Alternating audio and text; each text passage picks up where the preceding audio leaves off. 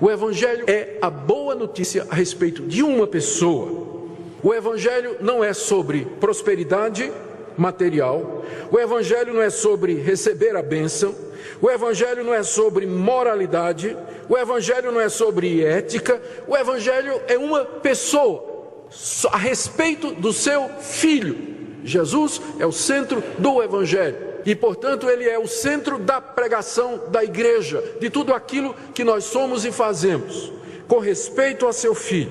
A promessa de Deus era com respeito a ele, que ele haveria de mandar alguém para ser o Salvador.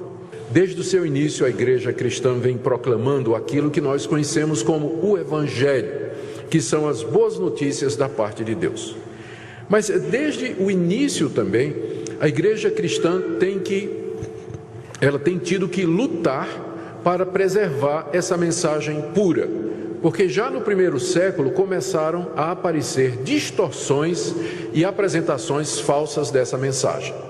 Já na época do apóstolo Paulo havia os judaizantes, que eram judeus convertidos ao cristianismo, que diziam que as boas novas era o seguinte: você cria em Cristo para ser o seu Salvador, mas você tinha que guardar as obras da lei que Moisés havia ordenado. Então isso é considerado uma distorção do Evangelho, porque o Evangelho é que Deus nos salva gratuitamente pela fé em Cristo Jesus.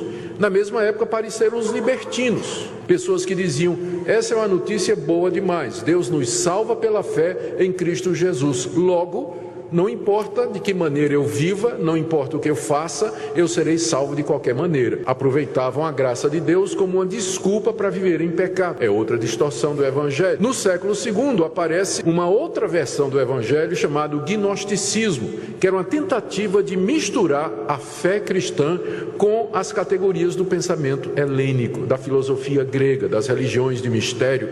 Mais outra distorção do Evangelho, exigindo que a igreja combatesse aqueles mestres, discutisse com eles e finalmente ganhasse a batalha no século IV.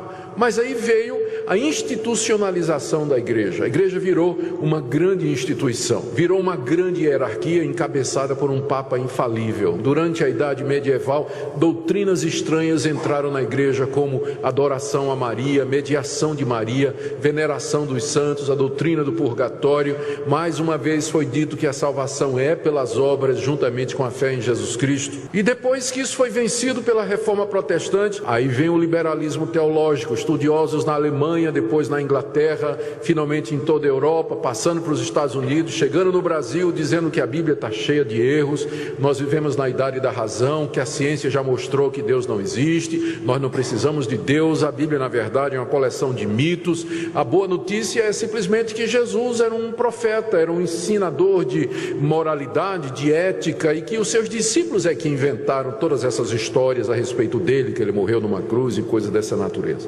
E vencido o liberalismo teológico, em parte, porque como movimento ele já praticamente se extinguiu, a igreja agora tem que enfrentar outras versões do Evangelho, o Evangelho da prosperidade, a teologia da libertação, igrejas que fazem o Evangelho ser simplesmente a chave que dá acesso a Deus, que dá trabalho, emprego, saúde, casamento, prosperidade e carro do ano para quem o busca. Se você fizer campanha, entregar dízimo, se você fizer sacrifício, e outra vez lá vamos nós ter que brigar pelo Evangelho.